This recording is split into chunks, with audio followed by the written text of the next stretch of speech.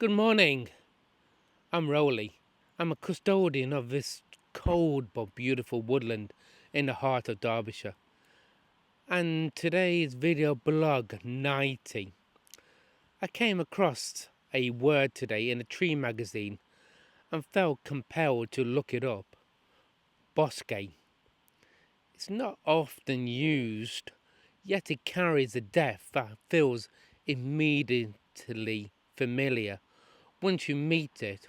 Its origins lie in the Middle English bosk or boske, itself rooted in the Old French word bosk, meaning a wood or thicket.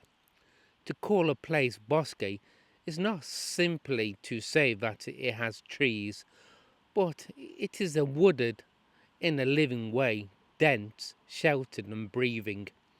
In literature, bosque often carries a quietly enchanted tone. Shakespeare used it to describe landscapes that feel half tamed and half wild, places where lovers wander, spirits linger, and boundaries soften.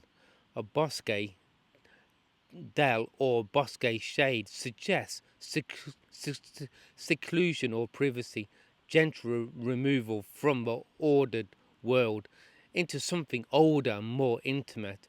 Bosque, forest, and woodland all describe places of trees, but they speak to very different relationships with space, scale, and presence. A forest is a word of breadth and authority. Historically, it did not even refer to trees alone. A medieval forest was a legal landscape, vast and governed, owned and controlled by law. Even now, the word carries a sense of scale and distance. Forests feel ex- expansive and navigable, sometimes daunting. You travel through a forest, horizons matter, clearings feel earned. The human presence is small against something large and structured. A woodland is gentler, more neutral. It is descriptive rather than evocative. Woodland tells you what is there. Trees, understory, perhaps managed, perhaps semi-wild, but necessarily how it feels to stand within it. Woodlands can be open or dense, young or old, worked or left alone. The word suits ecology reports, maps, and land use descriptions. It names a category rather than an experience. Bosque, by contrast, is intimate and inward. It does not describe anything or boundaries, it describes enclosure. A bosque place is not defined by how many trees there are, but by how they gather. The trunks lean close enough to shape the air, to muffle sound and to hold moisture and scent.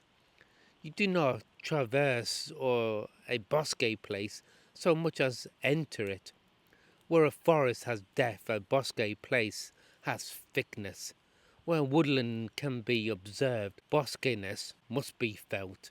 Bosque also implies a certain kind of wildness, though not the grand or threatening kind. It is the wilderness of the undergrowth and shadowed paths of broken light and slow time.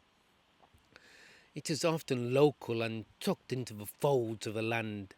A bosque hollow, a bosque edge, a bosque stretch of path, rather than a named expanse on the map.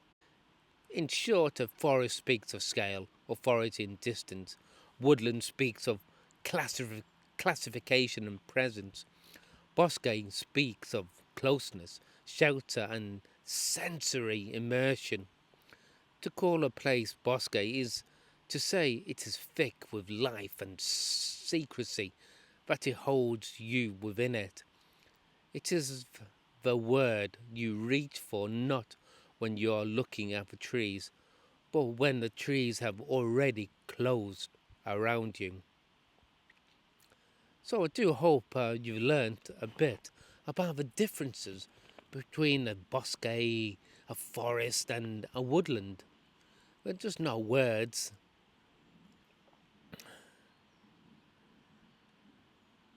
So I want to say thank you for listening to me on these cold, damp mornings when you're drinking your cup of coffee and have 5 minutes to spare.